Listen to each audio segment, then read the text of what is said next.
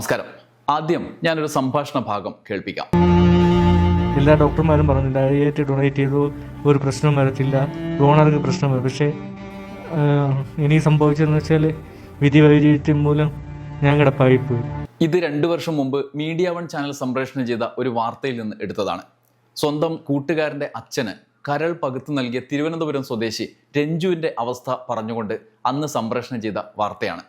അന്ന് രഞ്ജു പറഞ്ഞത്, കരൾ നൽകിയാൽ ദാതാവിനൊന്നും സംഭവിക്കില്ല എന്ന് ഡോക്ടർമാർ നൽകിയ ഉറപ്പിൻ്റെ അടിസ്ഥാനത്തിലാണ് ഒരാളെ സഹായിക്കാൻ ഇറങ്ങിയത് എന്നാണ്. എന്നാൽ പിന്നീട് ജീവിതം ദുരിതമയമായി. നല്ല മനസ്സോടുകൂടി നല്ല ഒരു ലക്ഷ്യത്തിന് വേണ്ടി ഇറങ്ങിത്തിരിച്ച ആളുടെ ജീവിതം ഇപ്പോൾ 2 വർഷത്തിന് ശേഷം രഞ്ജുവിൻ്റെ സംസാരശേഷി പൂർണ്ണമായും നഷ്ടപ്പെട്ടു. കിടക്കയിൽ നിന്ന് അനങ്ങാനാകില്ല. ജീവിതം ദുരിതമയമാണ്. ഈ അവസ്ഥയിലേക്ക് രഞ്ജു എങ്ങനെ എത്തി? ഇപ്പോൾ രഞ്ജുവിൻ്റെ സ്ഥിതി എന്താണ്? ചിലരെങ്കിലും പല മാധ്യമങ്ങളിലൂടെ അതിൽ വന്ന വാർത്തയിലൂടെ രഞ്ജുവിൻ്റെ ജീവിതത്തെക്കുറിച്ച് കേട്ടും അറിഞ്ഞും കാണും. ന്യൂസ് അറ്റ് ഹൗസിൽ ആദ്യമായിട്ടാണ് ഇതുപോലെ ഒരു ജീവിതം വരച്ചു കാണിക്കുന്നത്.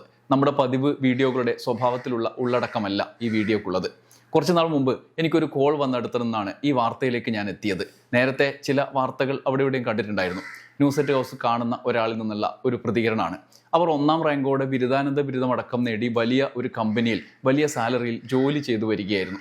പക്ഷെ അവരുടെ പ്രശ്നം വേറൊന്നാണ്. അതെല്ലാം ഉപേക്ഷിക്കേണ്ടി വന്നു എന്നതാണ്. എന്തിനാ? സ്വന്തം സഹോദരന് വേണ്ടി. സഹോദരൻ്റെ കഥ കേട്ട് വല്ലാത്തൊരു ആഘാതം കേട്ട ആൾ എന്നുള്ള നിലയിൽ എനിക്കും ഉണ്ടായി. നമുക്ക് ആ അനുഭവം കേട്ടിട്ട് ഇങ്ങനെയാണെങ്കിൽ അത് അനുഭവിക്കുന്നവരുടെ അവസ്ഥ എന്തായിരിക്കും?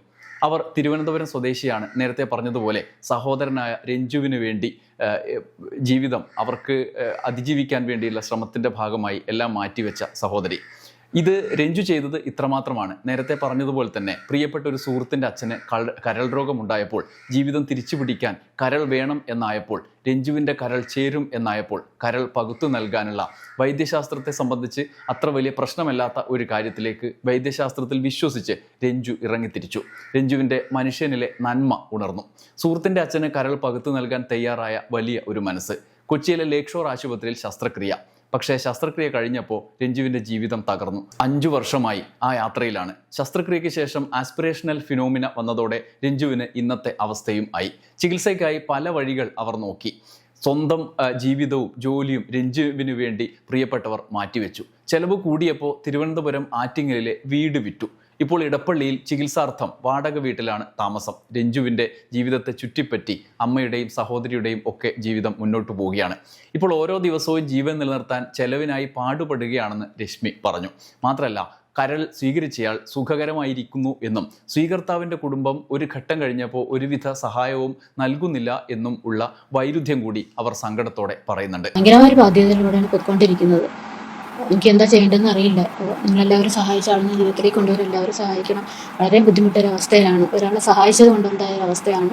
എനിക്ക് ഭക്ഷണം മരുന്നെങ്കിലും കൊടുക്കണം. നിങ്ങളുടെ എല്ലാവരും സുമനസ്സോടെ സഹായിച്ചാലേ ഇനി രഞ്ജുവിനെ എനിക്ക് ജീവിതത്തിലേക്ക് കൊണ്ടുവരാൻ പറ്റും. നമ്മൾ ഓരോരുത്തരും ഒരുപാട് പ്രയാസങ്ങളിലൂടെയാണ് കടന്നു പോകുന്നത്. എന്നാൽ നമ്മുടെ ചെറിയ ജീവിതത്തിനിടയിൽ മറ്റൊരാൾക്ക് താങ്ങാകുക എന്ന ഉത്തരവാദിത്വം നിർവഹിക്കുന്നവരാണ് മിക്കവരും.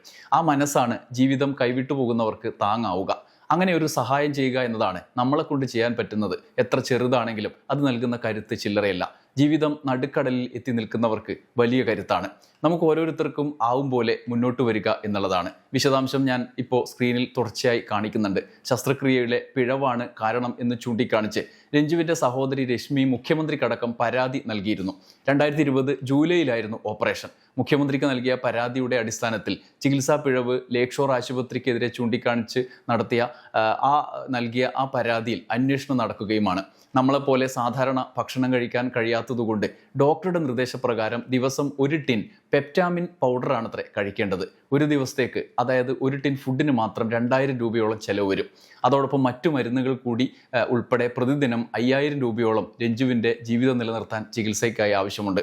അവർക്ക് താങ്ങാവുന്നതിൻ്റെ അങ്ങേയറ്റത്താണ് ഇപ്പോൾ നിൽക്കുന്നത് എന്ന് അവർ പറയുന്നു. പലരും സഹായിക്കാൻ രംഗത്ത് വരുന്നുണ്ട്. എന്നാലും 5 വർഷത്തോളമായി തുടരുന്ന ചികിത്സയാണ്. എല്ലാത്തിനും ഒരു പരിധിയുണ്ടല്ലോ. ചികിത്സയ്ക്കിടയിൽ പലവിധ അധിക ആവശ്യങ്ങൾ വേറെയും വരും. എല്ലാം മുന്നോട്ട് കൊണ്ടുപോവുക എന്നത് രഞ്ജുവിൻ്റെ കുടുംബത്തിന് വലിയ വെല്ലുവിളിയാണ്. മറ്റൊരാളെ സഹായിക്കാൻ ഇറങ്ങി പുറപ്പെട്ടയാളാണ് രഞ്ജു. നാളെ ഇതേ മനസ്സുള്ള ഒരാൾ പിന്തിരിഞ്ഞു പോകരുത്. ഈ ദുരനുഭവം കൊണ്ട് മാത്രം പിന്തിരിഞ്ഞു പോകരുത്. അതുകൊണ്ട് നമുക്കും ഉത്തരവാദിത്വമുണ്ട്. കൈപിടിച്ച് നടത്തിക്കാൻ, ഒപ്പം നിൽക്കാം. നന്ദി, നമസ്കാരം. 1 കഴിഞ്ഞു. ഇനി